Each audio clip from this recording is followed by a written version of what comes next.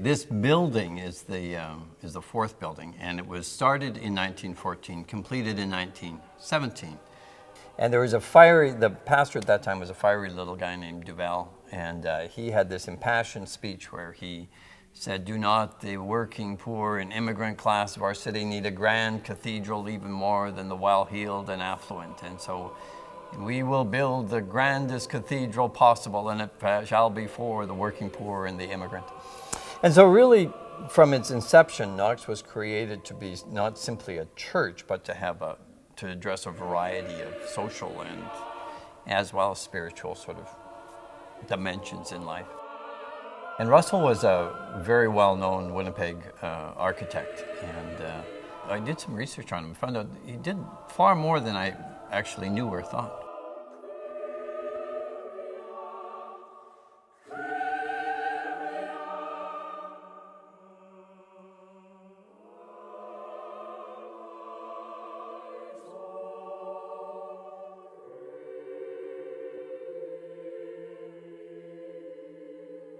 The exterior is Manitoba limestone. It's actually quite interesting because it actually is sort of neo-Gothic revivalist outside, and it's very sort of angular and very masculine as a building, very sharp angles outside. But the interior is very round, very womb-like, very feminine. So it's an interesting sort of balancing of energies.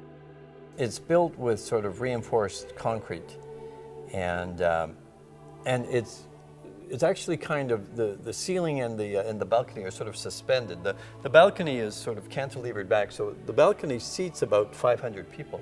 But on the main floor here, there's no visible supports. So it's an interesting thing because you've got this sort of freestanding sort of balcony that's just sort of up there.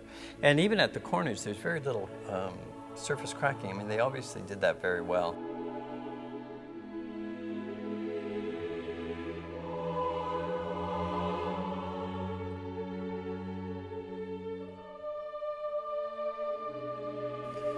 As far as I can tell, the interesting thing about the symbolism is its lack of symbolism. There's very little. Really what this is that it's a remarkable blend of utilitarianism and aesthetic.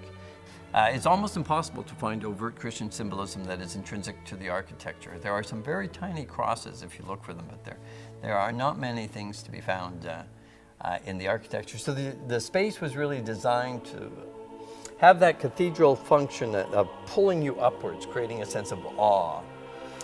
But it was also done in this sort of interesting and generic way with having amber glass rather than stained glass, and so it has this place where it continues that function, but can also have a variety of other functions.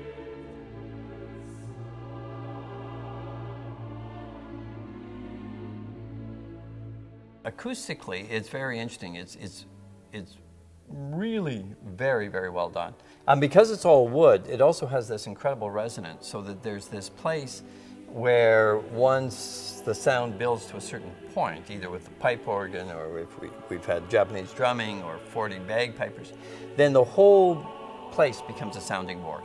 And it really is this remarkable moment when the whole sanctuary sort of comes alive and literally feels alive. It is really quite a remarkable, and everybody can feel it at the same moment. It's quite interesting.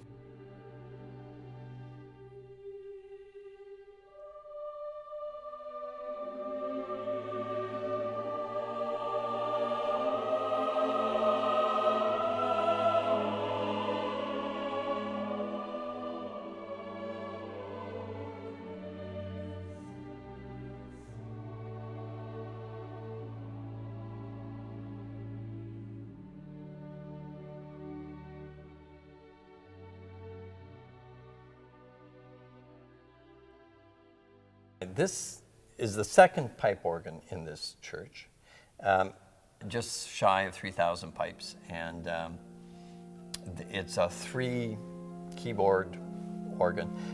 But the volume is quite amazing. We did have, I can't remember why, but there was a rock band of some kind that was here, and we were having some sort of a concert, and so there was the band and then there was the organ, and we did a sort of a battle of which could be the loudest. And the organ actually dominated the band in the battle of the two things. And so it really produces an astonishing volume when you pull out all the stops and let it just fly.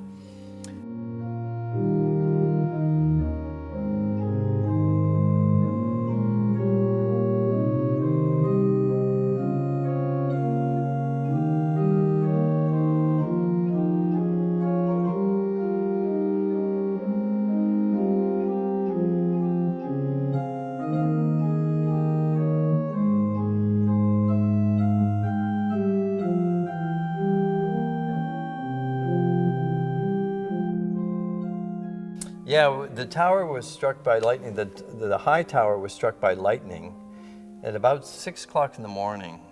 A number of pieces fell off the tower, but one piece that fell was one of the large turret. And these things are huge. Like when it fell, there was the part of it that remained on the road was larger than a small car. Like it was a huge piece that fell. And actually some of that rubble has been reused in the signage in the dedication to the new Central Park as it's in its transformation. And has always been linked really to the park. And so that's kind of the relationship between the cathedral and the piazza. And so now Central Park, which has always had that transitional sort of character over the years, now it is a neighborhood largely of refugees from Africa or from Asia, and so it continues to have that kind of link. And this building kind of works energy-wise when it is open and connected to the park, and when the life of the two can flow into each other.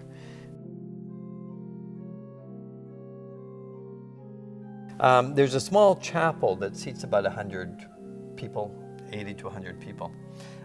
Which was used by the Japanese congregation for many years during all of that time. Now is used by a couple of small African congregations. But it's got this really nice sort of energy as well, this healing energy, and I think there's something about sort of the response to the outsider and doing something very good, like welcoming the Japanese, that kind of somehow has affected the molecules. It feels very peaceful in there.